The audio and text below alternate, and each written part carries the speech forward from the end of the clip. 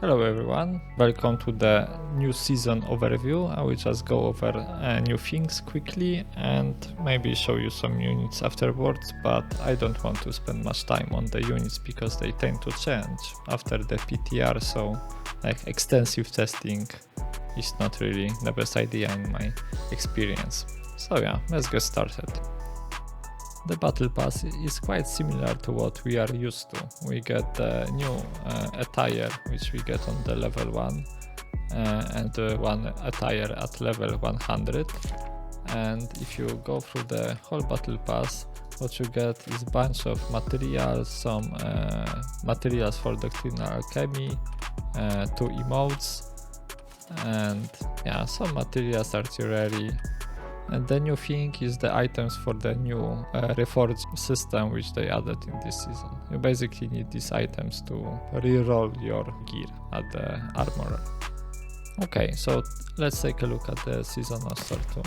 It's mostly the antique attires, and we don't have current season attires for the weapon this time.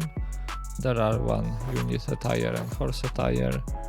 And yeah, and we got some usual treaties, recipes, XP boosters, and this item for the Artificer reforging. Another important thing is that in previous season we got this Doctrine Spirit, which you can use to get the Epic Doctrine selection box, and it wasn't that great, but in the new season you have very good doctrines here. The CC immunity for tower shields and the bleed for polearms. I asked the team about it, and it's most likely that the old box will be updated with the new doctrine, so if you still have it, don't use it before the next season.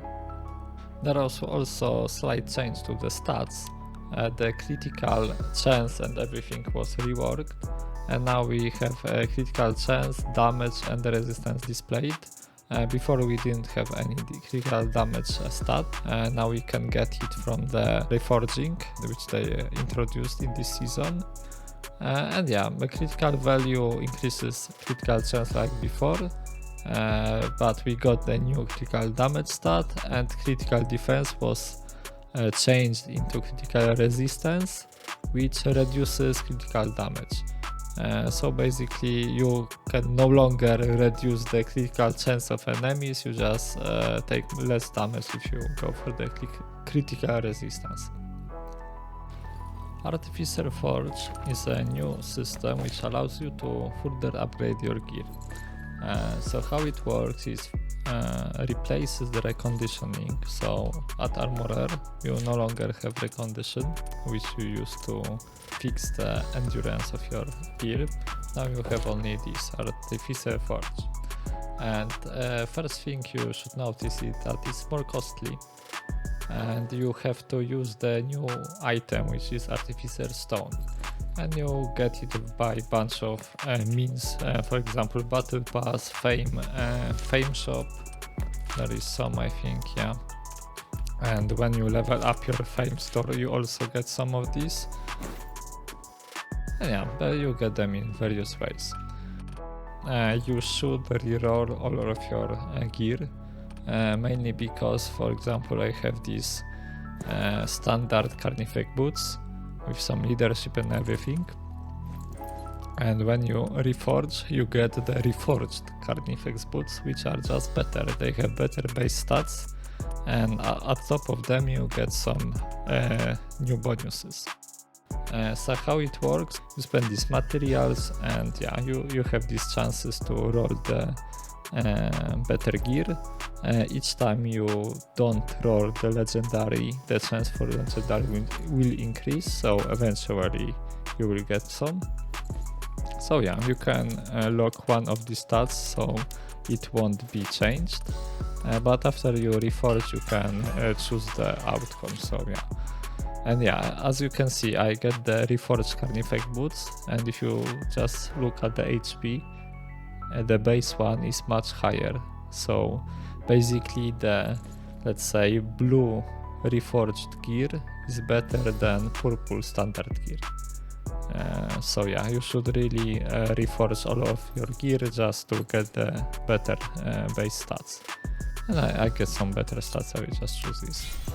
And I didn't craft legendary, so it increases the chance increased by 1%. I noticed that if you go with like the epic schematic gear, it has much higher chance for the legendary. And also if you fail at, okay, I got the legendary. But if you fail at crafting legendary, the chance increases much faster than with the blue gear. Okay, so this is one thing, and another thing is that the stats you can get are much higher. For example, I can get, I have this 62 critical value. Before you could get at, I think, like 40 max. And I had one roll when I had over 100 critical value, so yeah. Now you can roll the damage stat also on the armors. So if I keep rerolling on the boots, I should get some piercing damage. I got some damage stats too. So yeah, that's basically the reforging. It's quite costly. I think it might be not so easy to get the best rolls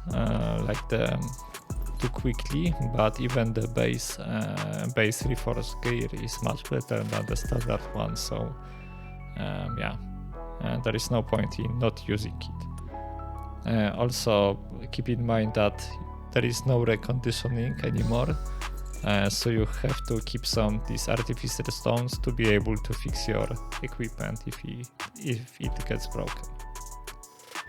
Another thing worth mentioning is that the increased chance for legendary is also when you create new gear. So for example, if I want to do some band shoes, I have 2% chance for legendary, and if I fail, it also increased. Oh, okay, I guess I got it on the first try. So let's try again. If I fail, it increases by 1%. And if you craft something better, I have 7% now, and if I fail, I have 13%. So yeah, it's quite easier to get the legendary gear right now. As for the Fame Store, the important change is that for the donations you now get the Artificer stones and some materials, not only the attires. And as for the store itself, it's quite usual. You got also some artificial stones, unit medals, the Fame Store armors, which are like usual ones, and the recolor of the level 100 attire. As for the runes, I will just go over them quickly because there weren't that many changes, so I will just scroll through them so you can take a look.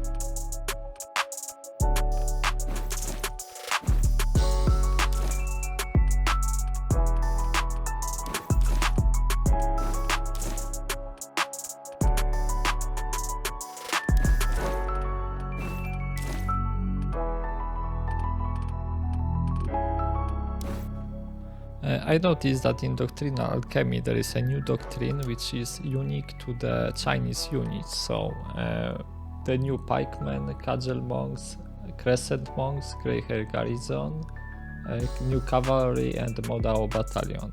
And it reduces damage taken by quite a lot, but the effect is weakened every time your unit takes damage. Let's call it a shield, which depletes after some time. We are also getting a new siege mode, which is Escalation. It's basically the regular siege with the difference that instead of picking all your units before the match, you can pick them during the match. So you still have same leadership limit and everything, but you don't need to pick all your units before the match. You can choose what you need, like when you respawn or when you go to the supply point. Okay, let's take a look at the units now. As I said before, I don't want to dive deep into them because they tend to change after the PTR, but yeah, we can take a look at the veterancy and the skills. Okay, so the first ones are the Wuxing Pikemen. They are basically the loose pikes because they don't have brace and don't have formation, so you just throw them into enemies and try to deal a lot of damage. And they can do that because they have kind of shotgun strike where they shoot from their pikes at the close distance, and they also have short range flamethrower which they can activate. So yeah, they should be very good against like low tier units with no fire resistance. As for the veterancies, the top line focuses on buffing their shotgun, increasing its damage. The bottom line buffs the fire, makes it reduce armor of enemies, and also increases numbers of the unit because you have 32 of them and you can get 4 more. Okay, so let's jump into the unit training and show how it looks. Okay, as you can see, there is a lot of them and they only lose formation. The way this is the level 100 attire, quite nice. Oh yeah, we got some shields. Let's start with the flamethrower. Something like that. Quite a lot of fire damage. And after that you can use the shotgun strike. Yeah, basically they are very glass cannon units. Probably they can be flattened very easily, but they do a lot of damage because the fire always stuns low tier units because they don't have fire resistance. So yeah, they also have seasonal doctrine from the challenges like always. There is a wrong icon for some reason, but it's in the first stage and increases burn damage of their flame tower. The Crescent Monks are the second unit of this season. They are a very small unit with only 9 models, but they are quite powerful. Let's start with the second ability, the Deadly Epicycle. It just makes them spin their weapon and deal damage around them. And it's a toggle ability, so you can just leave them with this on and yeah, they're just gonna kill everything. And the second ability is Crescent Moon. It's just basic damage combo, they do some swings and yeah, hit enemies, deal some damage. But the thing is that if you combo it with the Deadly Epicycle, they will do a strong smash which knocks down enemy units. I tested this smash against heroes, but it doesn't work, so it's on units. And you need to like position them before using it because they just like they don't run up to targets to hit them. They can swim in the air if you don't position them correctly. Crescent Monks are special units, so they have rather poor collection of doctrines. And as for the veterancy, they have 2 lines. The top line buffs the Deadly Epicycle, so the spin, and the bottom line buffs the Crescent Moon. Top line has nice effect which makes them heal up when they are at low HP while using the Epicycle, but it has a very long cooldown. I tested it and the healing is actually very strong because they just heal up to max HP.